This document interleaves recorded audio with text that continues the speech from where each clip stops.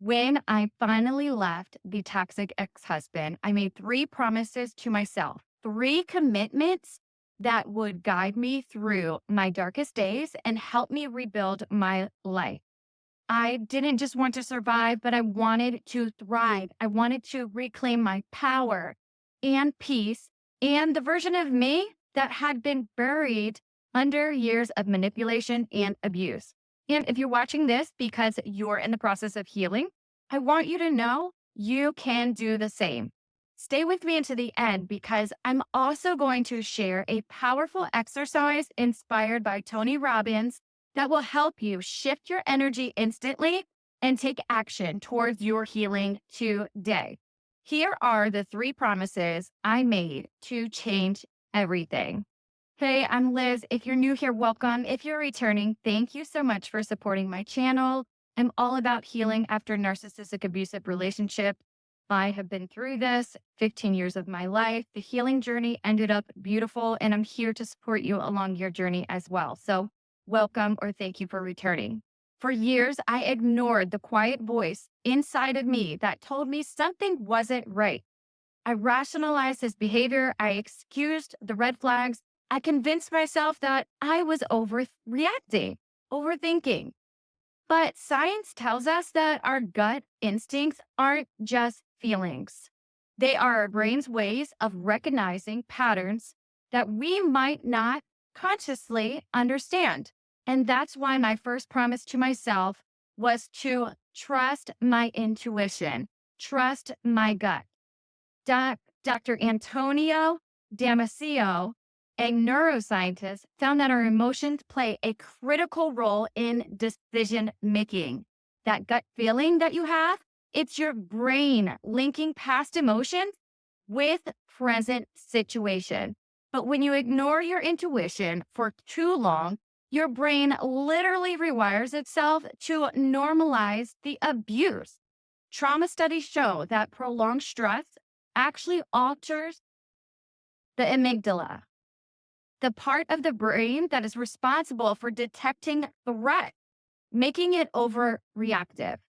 At the same time, the prefrontal cortex, the part that helps us make logical decisions, actually becomes weaker. That's why so many survivors feel stuck, confused, and unable to trust themselves.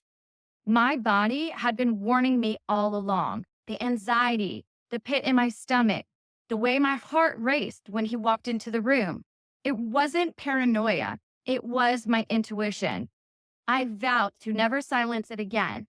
That single promise that I made to myself changed everything. Trusting my intuition helped me to rebuild my confidence, make clear decisions, and walk away from anything that didn't align with my peace. I teach more about my intuition in my women's healing circles. You can find out more about that in the description below. So, promise number 2. Oh my goodness. My second promise to myself was to use my wisdom, the wisdom that I had gained. So many of us know what we need to do, but we second guess ourselves. We cling to hope. We get lost in emotional attachment. Click and subscribe to this channel if you get lost in your emotional attachment. Give me a big thumbs up.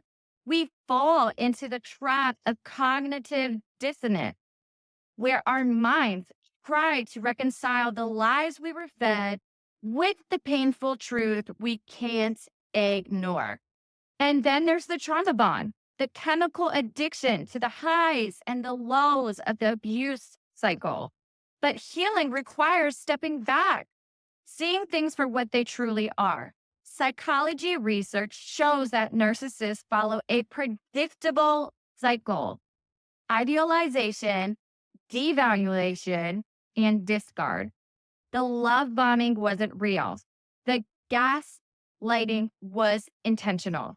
The financial control wasn't about partnership. It was about power. And once I understood that his actions were not love, but manipulation, everything changed. Studies show that gaslighting rewires our brain, chronic emotional abuse actually shrinks the hippocampus, the part of our brain that is responsible for memory and decision making. Meanwhile, the amygdala, the fear center, becomes overactive, keeping us in a constant state of anxiety and self doubt. That's why so many survivors ask themselves, was it really that bad? Did I overreact? But once faced with the truth, once I stopped making excuses for his actions and started trusting what I knew deep down, I set myself free. And you can too. So trust your gut and go with your wisdom. The information that you know that you're denying, it is the truth and it will set you free. So let's get to promise number 3. What did I do? I actually took action. I had to move, but not just physically, but mentally, emotionally, and legally. I moved out of the home that we shared and back in with my parents, a space where I could finally breathe. I found my peace there. I moved my body through fitness. I am a gym junkie and I love it. It keeps me free. It keeps me going. It actually gives me more energy. I rebuilt my strength, releasing the stress that I have lived in my bones for years. Studies show that movement, especially strength training and cardio, reduces cortisol, the stress hormone that skyrockets in abusive environments. And most importantly, I moved in ways that truly changed my future. I filed for a protective order. I filed for divorce. I stopped waiting for the situation to fix itself. I took action even when I was terrified because nothing was going to change if I didn't move. These 3 promises, trusting my intuition, using my wisdom, and taking action, became the foundation of my healing. They helped me to rebuild my trust, restore my confidence, and create a life where I am no longer a victim of the past. Maya Angelou once said, when someone shows you who they are, believe them the first time. I didn't believe it the first time or the 10th, but when I finally did, my life changed, and so can yours. But I don't want to just teach you the 3 promises I made to myself. I want to help you take action. So let's get into a Tony Robbins exercise. And if anybody knows Tony Robbins, he is all about getting results. And how does he do this? He does this by changing your physical state. And that is what heals you. Have you ever noticed how Tony Robbins can take someone from doubt to breakthrough in minutes? It's not just motivation, it's actually science. Tony teaches that if you want to change your life, you have to change your state. And that starts with your body. Let's break it down. Most people try to change their thoughts first, but here's the truth. Your body leads your mind. When you're slumped over, taking shallow breaths, feeling drained, your brain signals stress, fear, and inaction. But when you stand tall, breathe deeply, and move with energy, your brain gets an entirely different message. Power, confidence, certainty. Tony Robbins calls this priming. And the science, it backs it up. Research shows that movement reduces cortisol, the stress hormone that keeps us trapped in survival mode. It also boosts dopamine and serotonin, the chemicals that make us feel happy, focused, and in control. That's why when I was healing, I didn't just think about change, I moved into it. I went on walks to clear my mind. I lifted weights to rebuild my strength. I danced in my living room to remind me what joy felt like. Because motion creates emotion. And when I took action, even before I felt ready, my mind caught up. If you're trying to heal, waiting to feel ready will not get you there. But changing your state, your breath, your posture, your movement will. That's why Tony Robbins teaches. If you want to change your mindset, start by changing your movement. If you feel stuck, jump, stretch, shake, interrupt the pattern. If you're feeling down, stand up, smile, take deep breaths, force your physiology to shift. Because when you move differently, you feel differently.